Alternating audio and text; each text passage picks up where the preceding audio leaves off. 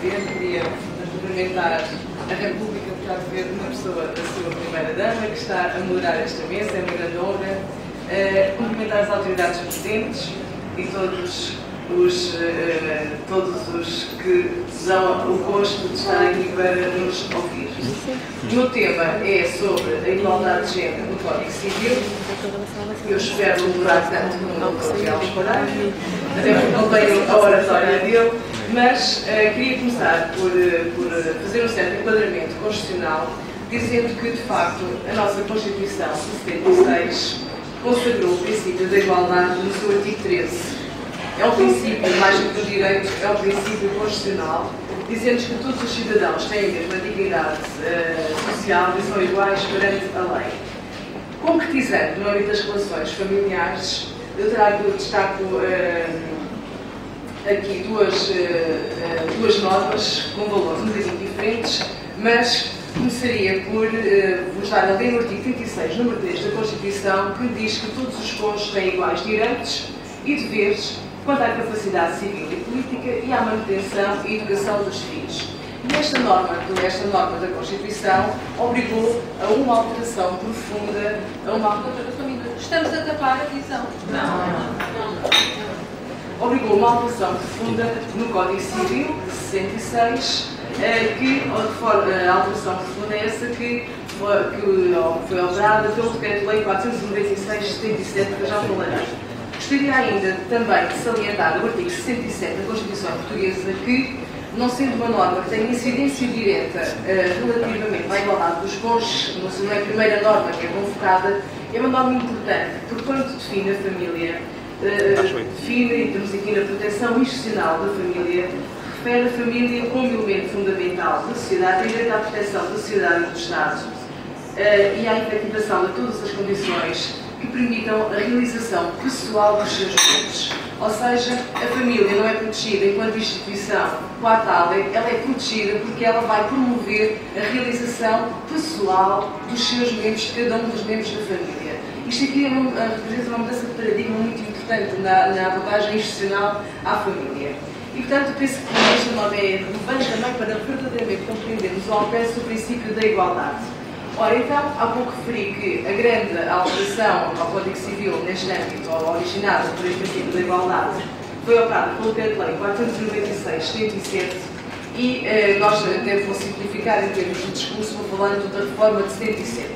Eu, verdadeiramente, na minha apresentação e naquilo que vos quero trazer hoje, não quero dar grande importância ou demasiada importância a esta reforma por uma razão. Ela foi importantíssima em termos de alteração legislativa e de alteração social, mas nós temos tido desenvolvimentos recentes e eu depois vou trazer esses desenvolvimentos e ainda vou trazer-vos alguns casos recentes na jurisprudência dos tribunais portugueses. De qualquer maneira, eu fiz um elenco aqui de algumas alterações, elas são bastantes, que gostaria de referir, embora, como disse, muito sinteticamente.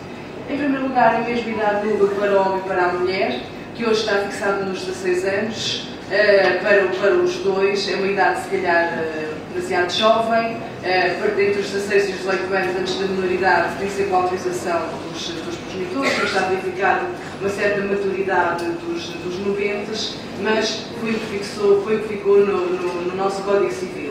Depois o artigo 1671, número 1, com a consagração do casamento da igualdade de direitos e deveres dos cônjuges, e já agora permitam-me fazer uma pequena nota. Esta é uma norma fundamental no nosso regime do casamento e é tão fundamental que nós, em Portugal, desde 2001, temos a possibilidade de celebração do casamento civil sob forma religiosa. Ou seja, é um casamento civil, mas permite-se para as pessoas que professem uma religião radicada no nosso país, há mais de 30 anos ou 60 anos, têm a presença social organizada noutras comunidades, permite-se que a celebração do casamento, só a celebração, os rituais, sejam os rituais dessa religião. Mas mesmo nessas situações, o conservador tem o dever funcional de informar os nubentes que vão casar-se de forma religiosa deste princípio, que é o casamento em Portugal, que é o casamento civil, e deste princípio da igualdade de direitos e deveres. Desapareceu o poder marital, já aqui há pouco foi referido, a orientação da vida familiar é atribuída a ambos os cônjuges, a escolha da residência da família também agora deve resultar de acordo entre eles e primeira hipótese, se não existir esse acordo, serão os tribunais a decidir. O dever de contribuir para os encargos da vida familiar continua a incluir ambos os cônjuges, mas, na verdade, em 77 há uma alteração profunda. Qual é? É que a lei esclarece que a contribuição para os encargos da vida familiar pode ser feita através dos rendimentos e dos proventos, ou pode ser feita através do trabalho despendido no lar e na manutenção e educação dos filhos. Isto quer dizer que as mulheres, no caso, na altura, sobretudo até que ficavam em casa e não trabalhavam, também estavam a contribuir para os encargos da vida familiar. E, portanto, não é só o marido que trabalha fora e traz o salário que contribui para os encargos, e este esclarecimento, nós voltaremos a este ponto mais à frente da minha apresentação, mas este esclarecimento teve um significado muito importante na reforma de 77. Depois, o direito de uso dos apelidos do outro cônjuge na constância de matrimónio também é regulado numa base não discriminatória. O homem pode ter o nome da mulher, a mulher pode ter o nome do homem, mas vamos casar homossexual, portanto, rigorosamente deveria dizer um dos cônjuges pode ter o nome do outro e, muito importante também, pode acrescentar ou intercalar o nome. Isto foi uma dúvida que surgiu no registro e que está definitivamente esclarecida, tanto que a modificação pode consistir numa acrescentar ou num intercalar do nome. Depois, também muito importante, é que cada um dos cônjuges é reconhecida a liberdade de exercício de qualquer profissão ou atividade sem o consentimento do outro cônjuge. Desapareceram as necessidades de autorização do cônjuge para o exercício das profissões. Agora, no âmbito mais patrimonial, muito sinteticamente, a aplicação do princípio da igualdade dos cônjuges na administração e alienação dos bens, que veio trazer o problema de, lembro-me de, às vezes até com alguma graça, nós vimos o Dr. Nunes Varela e ele criticava, então agora as pessoas podem administrar como é que é, se um quiser de uma maneira e o outro quiser de outra, que confusão. Não há confusão nenhuma, na verdade, o que aconteceu também é que o legislador alargou o círculo dos bens que têm competência exclusiva de um dos cônjuges. Relativamente aos bens cuja administração pertence a ambos os cônjuges, a regra é de que qualquer um deles tem legitimidade para administrar os bens, qualquer um deles pode pôr o carro na oficina e decidir contrair uma dívida, etc. Só relativamente aos atos extraordinários de administração extraordinária é que se exige o consentimento de ambos. Depois também se fez coincidir a legitimidade para a prática de atos de alienação ou alteração de móveis com a legitimidade para administrar esses bens. E uma norma muito importante também que surgiu em 77 tem a ver com a alienação ou alteração da casa de morada de família ou do arrendamento sobre a casa de morada de família, que este é um bem especialmente protegido e mesmo nos regimes da separação de bens, quando estiver em causa um destes atos, é necessário o consentimento de ambos os cônjuges. Agora, relativamente à filiação, digamos assim, o uso de apelido dos pais é regulado em termos de não favorecer qualquer das linhas de parentesco e também se instituiu na altura a possibilidade de atribuir a filho menor cuja paternidade não estivesse estabelecido os apelidos do marido e da mãe. Isto porquê? Porque eventualmente nestas situações, se há o marido e a mãe, se não há paternidade estabelecida, o futuro será uma adoção de 20 cônjuges e, portanto, consagrou-se esta possibilidade.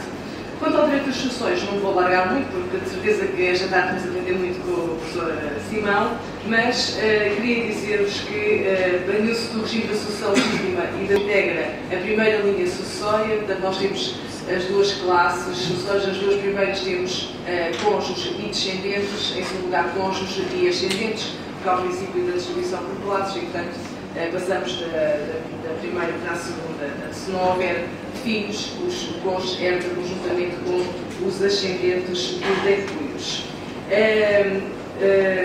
Se não existirem ascendentes nem descendentes, o cônjuge herda toda a herança, o que significa que, portanto, afasta os colaterais, nomeadamente os irmãos e os sobrinhos e os primos, quando assim era o caso. Quando ao cônjuge sobrevive, portanto, quando está a concorrer com descendentes, ele vai herdar o mesmo que o filho, ter uma cota igual à dos filhos. Portanto, aqui a relevância da família conjugal ao lado da família biológica, sendo que há aqui uma proteção acrescida do cônjuge, é que ele nunca poderá ter uma cota inferior a um quarto da herança, o que significa que se existirem 4 filhos, o cônjuge já ficará com 25% da herança, do quarto da herança, e os restantes 3 quartos serão divididos pelos 4 filhos. Passaremos a oitavos.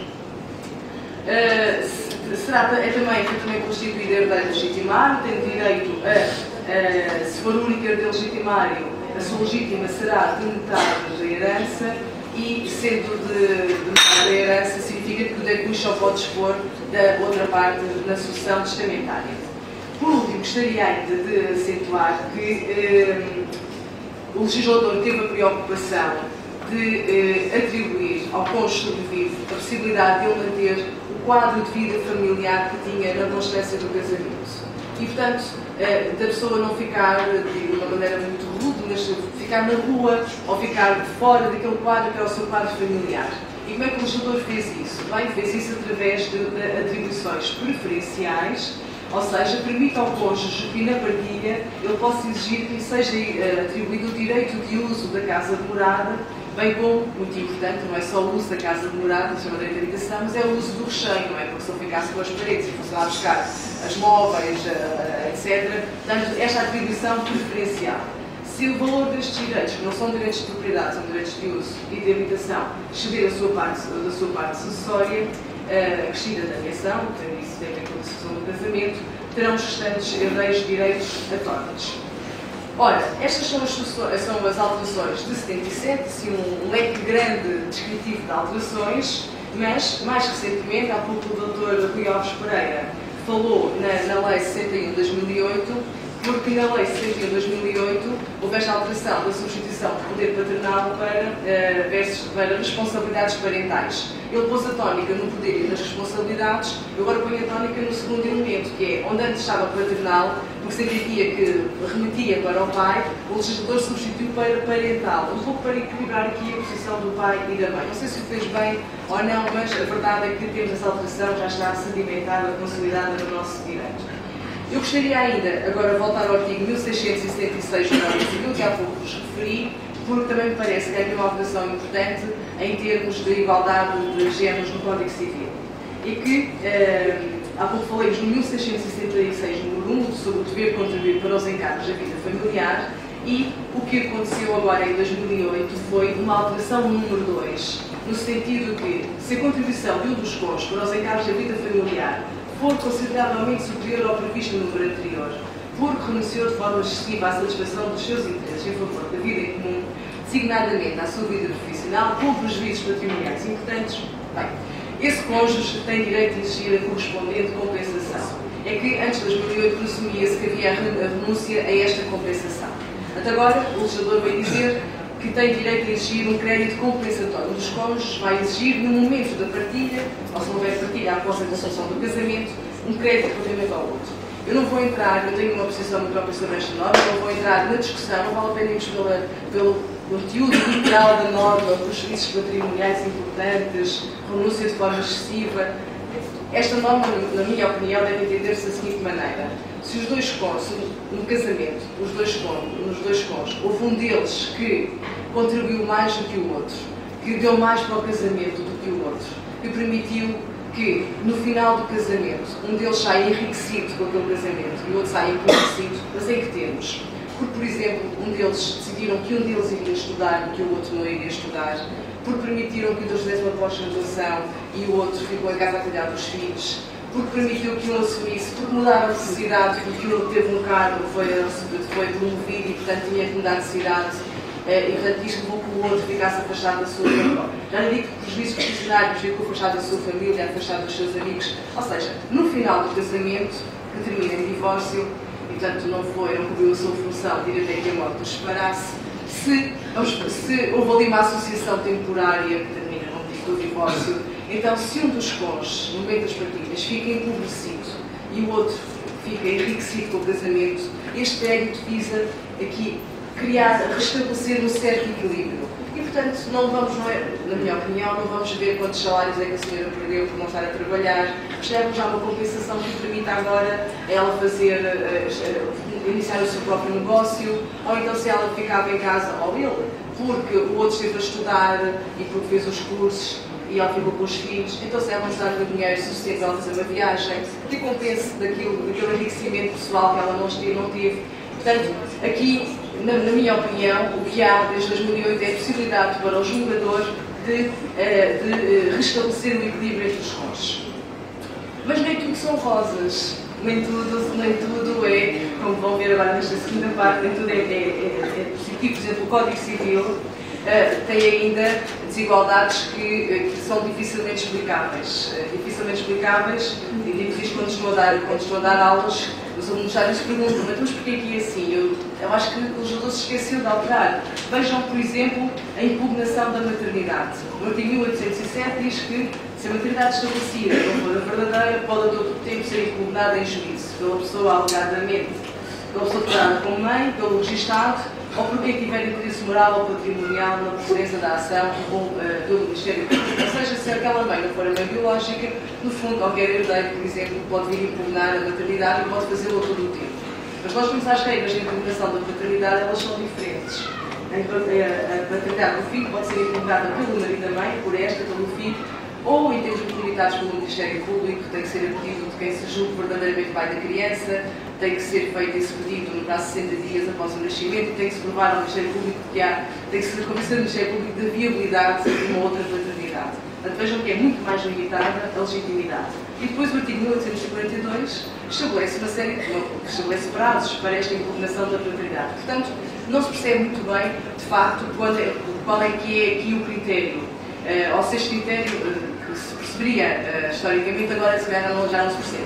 Mas fora do Código Civil, e porque ainda também tem a ver com os nossos temas, muito recentemente temos a Lei da Procriação Medicamente Assistida, que é a Lei 32 de 2006, que se aplica a várias técnicas de procriação medicamente assistida, agora também foi considerada a gestação de substituição, mas esta lei de 2006 foi alterada em 2016, no ano passado, e nós estamos aqui na lista dos beneficiários, e vejam, podem recorrer às técnicas de procriação medicamente assistida os casais de sexo diferente, ou os casais de mulheres, respectivamente casados ou casadas, ou que vivem condições análogas às dos cônjuges, bem como todas as mulheres, independentemente do estado civil e da respectiva orientação sexual. Então, os homens, isto significa que, já que nós estamos a falar de futebol, o Cristiano Ronaldo continuaria em Portugal a não poder recorrer a técnicas de procriação medicamente assistida. Não compreendo muito bem esta desigualdade. E não compreendo porquê, porque nós estamos a falar em campos em que temos que responder às novas realidades de procriação medicamente assistida, em que o legislador veio consagrar a maternidade de gestação, de substituição.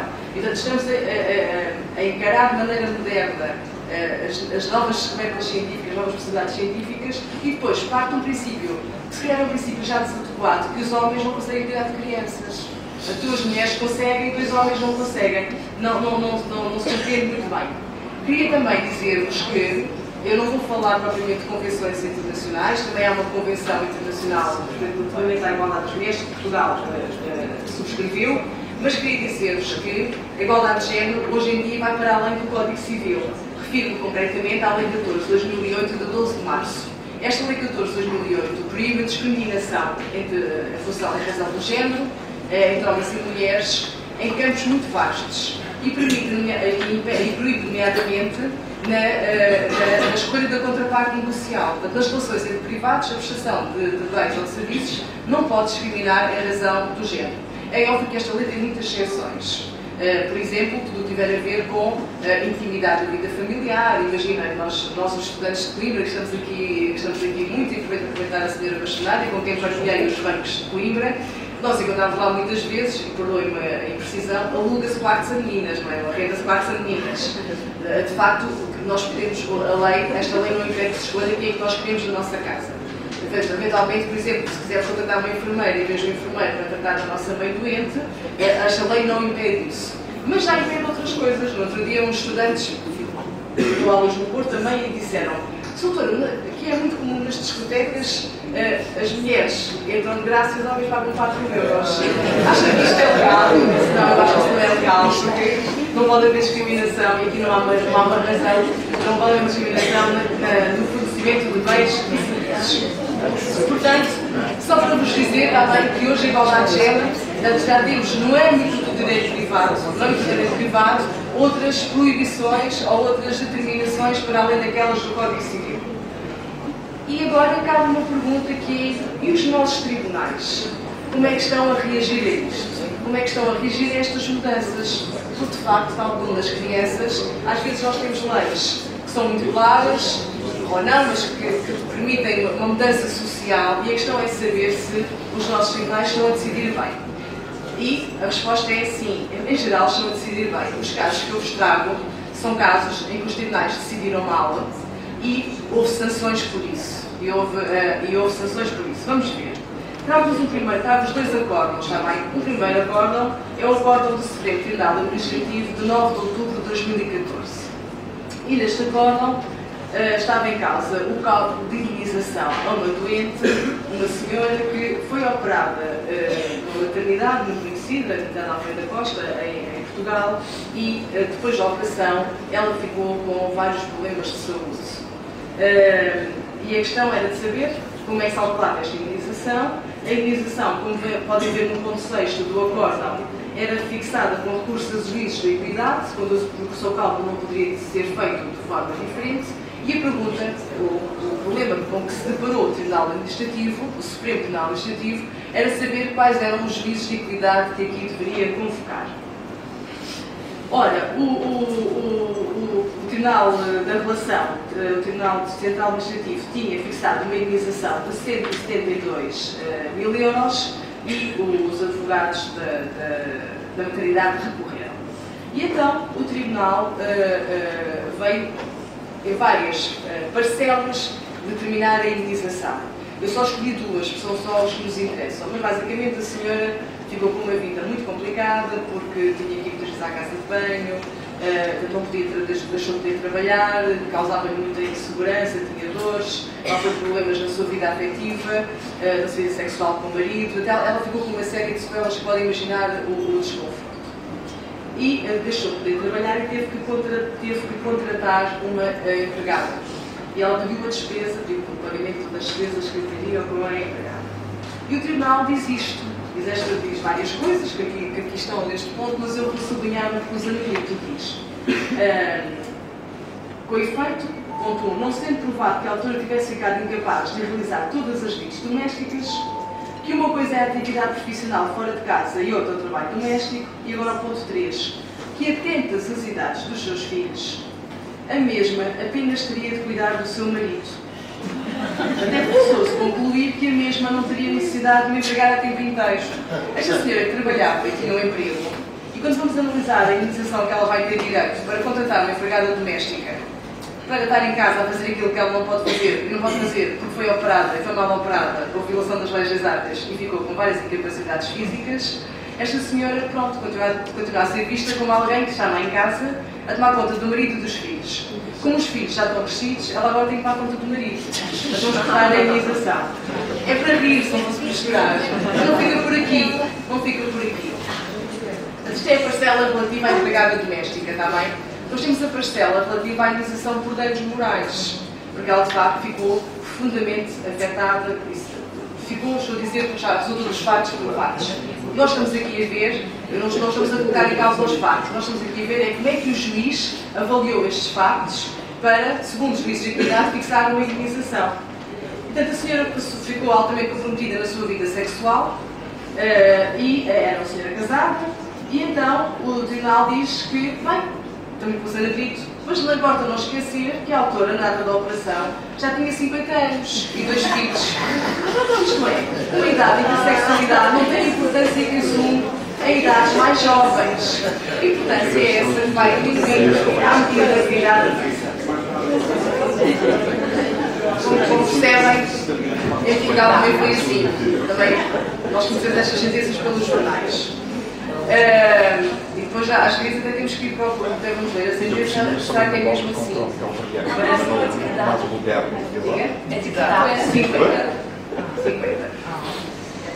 Eu vou buscar um documentário, está bem, das ilações que podemos tirar. A verdade é que esta sentença, o que chegou aqui gerou em Portugal. Nós não estamos bem que nós temos os juízes do nosso distrito. Tinha aqui uma senhora conselheira do Tribunal de Justiça, mas eu penso que há estas preocupações. Não é só o que se decide, como é que se, até poderíamos decidir da mesma maneira, mas como é que se diz as coisas, não é? Como é que nós falamos destes assuntos?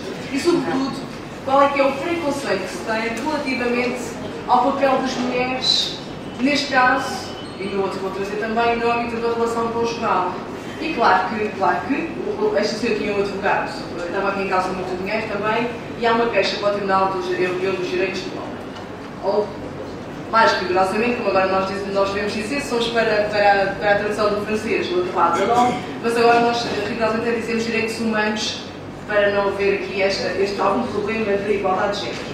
E, portanto, houve uma queixa para o Tribunal Europeu dos Direitos do Homem. O Tribunal Europeu dos Direitos do Homem é um tribunal que não é uma quarta instância, é um tribunal que o que condena, a condenação que existe é na parte contratante, no caso do Estado português, porque a parte contratante, no caso, através do tribunal, não respeitou os direitos previstos na Convenção. Entre os direitos previstos na Convenção, existe o artigo 8º, que é o artigo que consagra o direito à vida privada, e é aqui neste âmbito que encontramos questões como a sexualidade, como a vida afetiva, etc. E há um artigo na Constituição, que é o artigo, na Convenção, que é o artigo 14, que proíbe a não discriminação na aplicação dos direitos da Convenção. Depois também há um protocolo adicional só sobre uma proibição geral de não discriminação, mas neste caso estava em causa então o artigo 8º e o artigo 14. E de facto, eu estava aqui em inglês, mas o que o Tribunal Europeu dos Direitos do Homem vem dizer é que quando os tribunais estão a decidir, não podem ter preconceitos relativamente aos papéis das mulheres, neste caso, na sociedade. E isto é muito importante, explicar-vos isto por uma razão, sobretudo se tiverem aqui pessoas que decidam, os julgadores que decidam estes casos. É que nós muitas vezes pensamos na não discriminação como uma violação do princípio da igualdade. Mas essa é uma forma de ver a discriminação.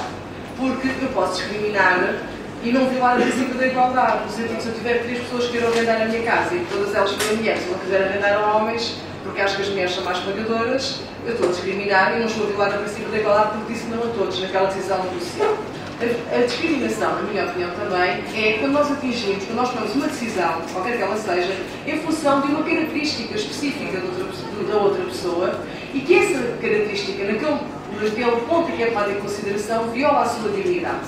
Seja porque ela é mulher, seja porque ela é gorda, seja porque ela é doente, etc. etc. Portanto, e o Tribunal aqui foi muito, o Tribunal Europeu, foi muito concreto nisto.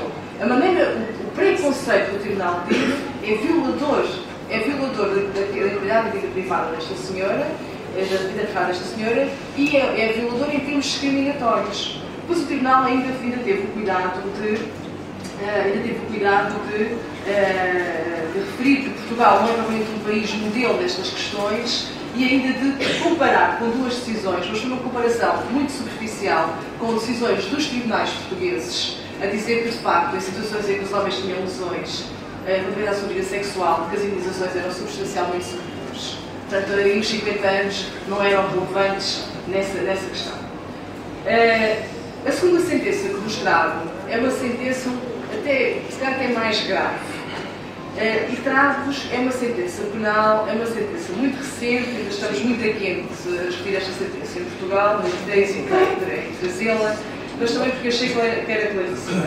É uma sentença que surgiu no âmbito de um processo penal, mas em que havia visibilização civil e em que, para apreciar a culpa, o juiz teceu várias considerações sobre o papel das mulheres no casamento.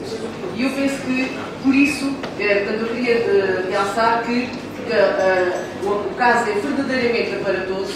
Portanto, eu queria realçar que só trouxe este caso porque, para decidir, o Tribunal considerou também o papel da mulher na relação. E, portanto, isto é uma situação que parte... Há um casal legitimamente casado, digamos assim, e a senhora tem uma relação extraconjugal. E a senhora tinha muito azar, ou então escolhia sempre mal, como vão ver. Ela escolheu mal 2 vezes aqui. E, portanto, ela era casada e, entretanto, teve uma relação extraconjugal nos meses de novembro e dezembro de 2014. Portanto, nem sequer é uma relação, digamos, ordinárias. Ele escreve: o teu lugar não é aqui, é junto do teu pai falecido, vou tirar a casa e no fim mato-te. Tenho uma lista de pessoas a quem vou, está assim na sentença, a quem vou levar o ser em primeiro lugar, a ti, e és uma mulher morta.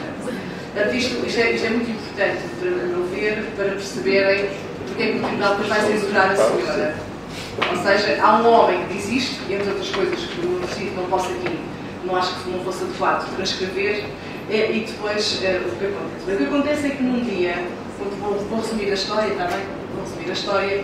Há um dia em que a terceira pessoa apanha a senhora dentro do carro, consegue entrar dentro do carro, leva-a para um sítio mais isolado e tenta reatar a relação. E ela nega-se. Como ela se nega, ele telefona ao marido e diz: olha, vem aqui que eu tenho aqui a tua mulher. Pronto. O marido aparece e depois agridem-na. Mas vejam que a agressão não é uma agressão leve, porque eles agridem, um agarra a ofendida e o outro desfila com força com a parte redonda de uma moca, uma bagada na cabeça do lado esquerdo, depois várias zonas do corpo pancadas, etc, etc. Portanto, e a senhora acaba por ficar com imensas lesões. Portanto, vejam, como há pouco eu vos disse que ela não tinha, ou tinha muito azar, ou não sabia realmente escolher as pessoas no dia tinha relações afetivas. Bem, quando esta decisão é julgada em primeira instância e chega ao tribunal da relação do Porto. E o juiz que está aqui a analisar o grau de culpa dos arguidos e tem estas afirmações que falam por si só, dizem este caso, portanto, repitem que a senhora é agredida com uma moca e mais outras coisas pelos dois, está longe de ter a gravidade, porque geralmente se apresentam os casos de maus tratos no quadro de violência doméstica.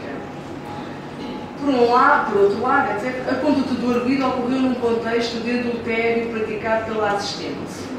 Eu acho que, não sei se rigorosamente se podemos falar em adultério hoje em dia no direito português, mas veja, nós temos um marido e uma terceira pessoa que enviam aquelas mensagens, fazem ameaças de morte e não sei o quê, mas para o cálculo